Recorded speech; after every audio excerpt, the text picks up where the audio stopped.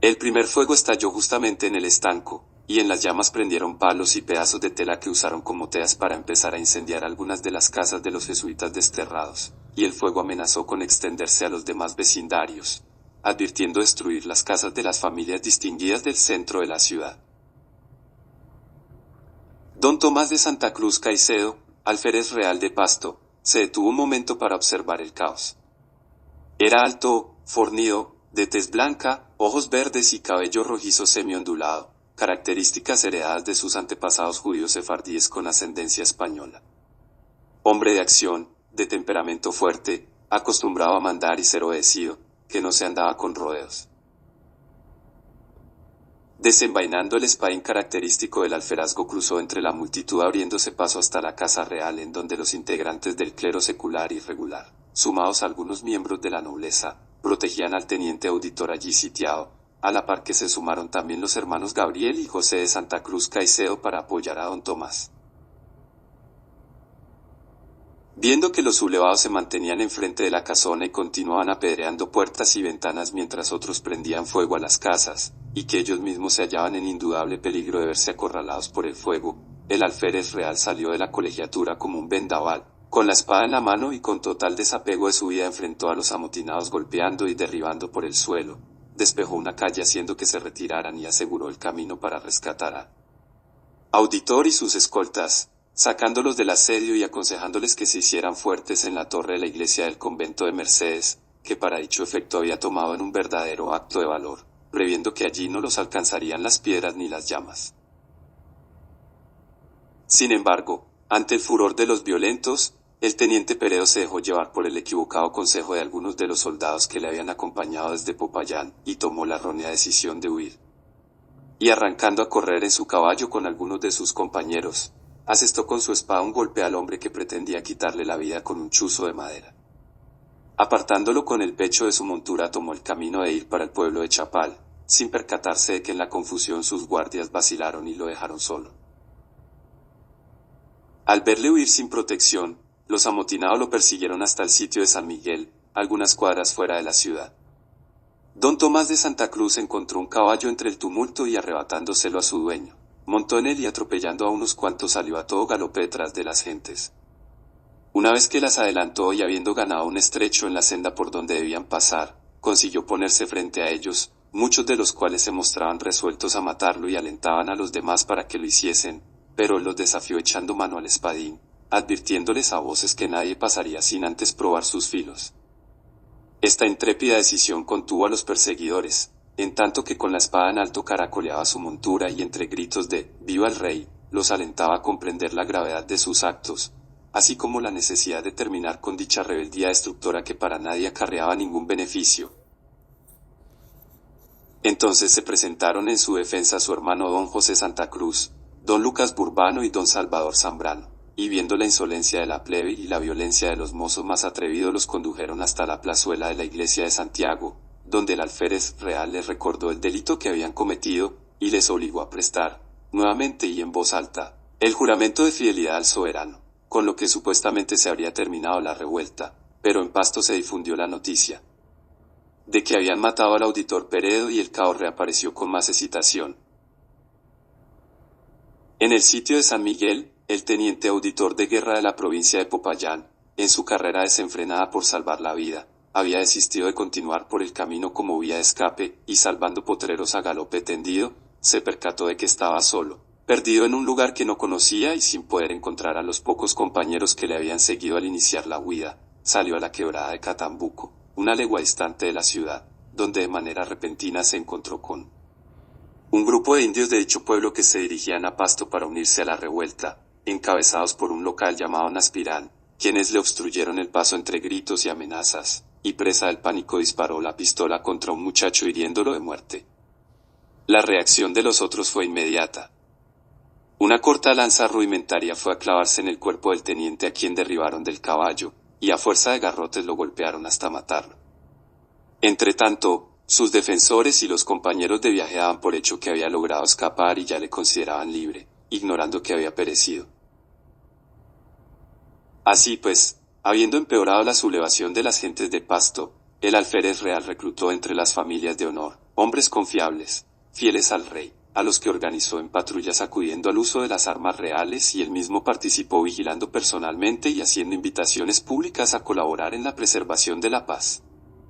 Las señoras reunieron a sus familias y la servidumbre, y quienes tenían esclavos los incluyeron para orar por la protección divina y por el apaciguamiento de las gentes levantadas en rebeldía contra la paz y la tranquilidad de la ciudad. A pesar de la confusión que campeaba en las calles, en ningún momento don Tomás dejó de pasar por su casa, asegurándose del bienestar de doña Micaela, sus hijos, los sirvientes y la propiedad, e igual hizo en la casa de su madre, doña Margarita, ya viuda y de avanzada edad, y dio a la servidumbre y a los esclavos las órdenes necesarias para que aseguraran puertas y ventanas y previeran el peligro de abrirlas, poniendo en riesgo a las personas y la residencia. En las casas incendiadas, los habitantes presas del pánico gritaban clamando por ayuda. Hombres y mujeres se esforzaban por salvar la vida de sus hijos y demás familiares. Los vecinos mostraron sus mejores rasgos de humanidad y de sí mismos para rescatar a las víctimas de cualquier edad, por los huertos traseros, los jardines o el mismo frente de las casas, entre la turba ciega de ignorancia y de violencia y el fuego que resoplaba amenazando con devorarlos.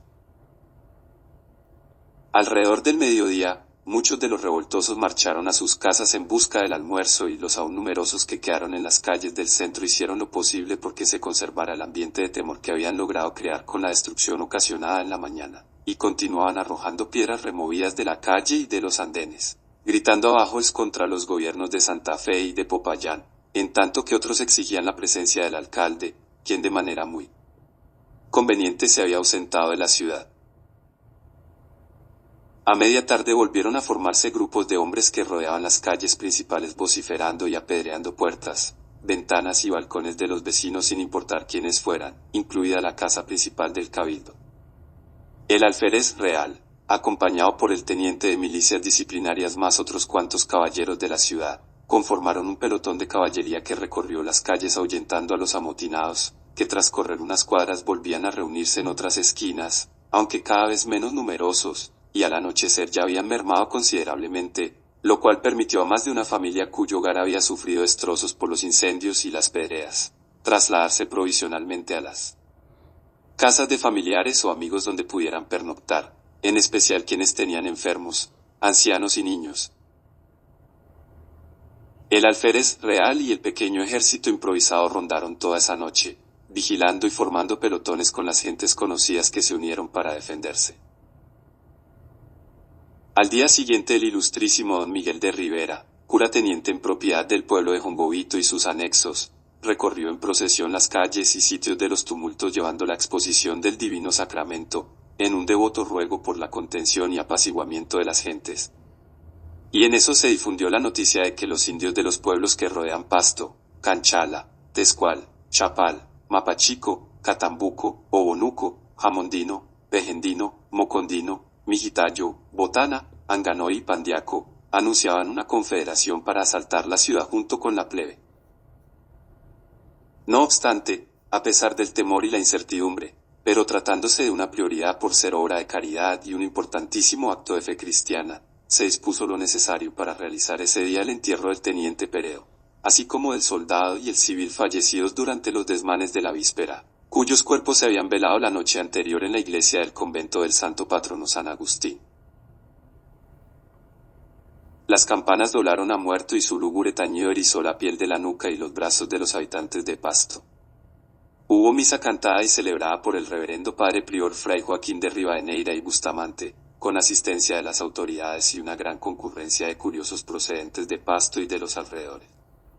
Luego de la misa, el cortejo fúnebre encabezado por el sacerdote oficiante y los monaguillos continuaba con los féretros del teniente y el soldado, escoltados por los militares sobrevivientes, incluyendo al herido con una piedra y algunos de los pocos soldados reales acantonados en Pasto. A continuación, el alférez real custodiado por sus hermanos Gabriel, José y Tomás Miguel, las demás autoridades y algunos de los principales miembros del ayuntamiento.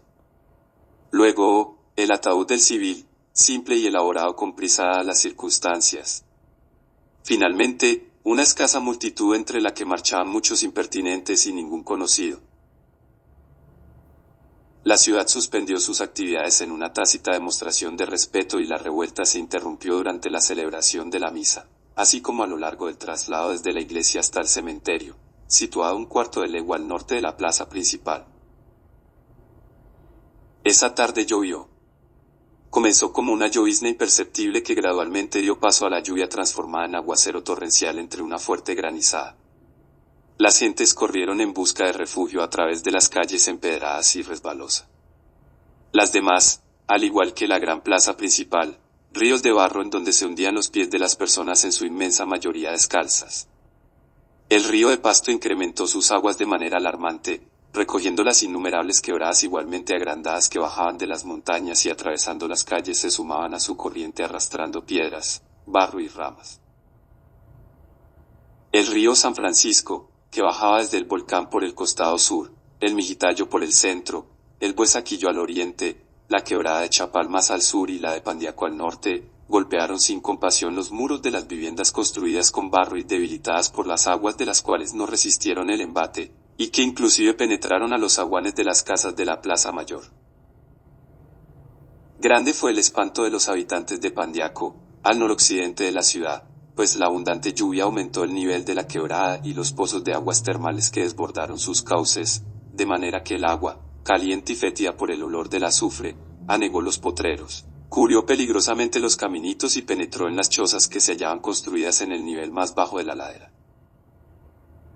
Muchos estuvieron de acuerdo con Fray Domingo Sarasti, encargado temporal del templo de Pandiaco, quien aseguró que el causante era el demonio y la prueba fehaciente era el olor de azufre que no podía ser de otro sino del mismísimo diablo, que había salido del infierno a través de los charcos malolientes, aunque fue también ocasión propicia para rememorar historias populares, como lo sucedió con la hija del Pedro Timarán, desaparecida allí con el enamorado, a quienes les habían prohibido verse.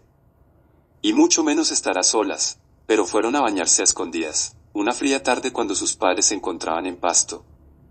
Los cuerpos de ambos jóvenes se esfumaron y únicamente encontraron, fuera del pozo, una ruana, un par de alpargatas y un refajo de lana de muchos colores. Castigo divino a los pecados de desobediencia, inmoralidad y lujuria, eso dijo Fray Domingo Sarasti. Familiares y parientes de los jóvenes más muchos voluntarios, recorrieron potreros y caminos y hasta buscaron en el río de Pasto con la esperanza de encontrar los cuerpos de la pareja pero no hallaron rastro alguno, así que oficialmente se declararon desaparecidos y muertos en las oscuras, calientes y fétidas aguas del volcán. Y los días se fueron, tomados de la mano de dulces recuerdos de la niña, entre la tristeza y amargos llantos de la pobre madre y los pesados, largos silencios del Pedro, quien se emborrachaba con más frecuencia y se desquitaba con su esposa golpeándola y reprochándole por haber dejado sola a su hija. Pasó el tiempo y, una mañana, unos golpes con la palma de la mano en la puerta de la casa cural de Anganoy sobresaltaron al párroco, don Gerardo Segovia, quien se sorprendió al encontrar allí, de pie, al Julián Tablas, de profesión carpintero y residente en el poblado. Era uno de los pocos que aún se resistían a frecuentar la capilla y recibir los sacramentos, pero su aspecto y la necesidad plasmada en su mirada convencieron al cura, que con paciencia y asombro escuchó su relato inmerso en temor e incredulidad, de lo acontecido la víspera cuando regresaba a su casa ya entrada la noche y deseoso de acortar camino cruzó por los potreros de Pandiaco, pasando cerca de los pozos de aguas calientes, próximos a la casa de los Timarán. Algo llamó su atención entre la neblina, un movimiento difuso que resultaron ser dos figuras blancas que parecían humanas pero flotaban adelante, a un lado del sendero y lo llamaban en silencio con manos esqueléticas, descarnadas, blancas. El Julián, aterrado, solo pensó en escapar de los fantasmas y echó a correrlo más arriba, los pies alados, las piernas veloces y el corazón desbocado.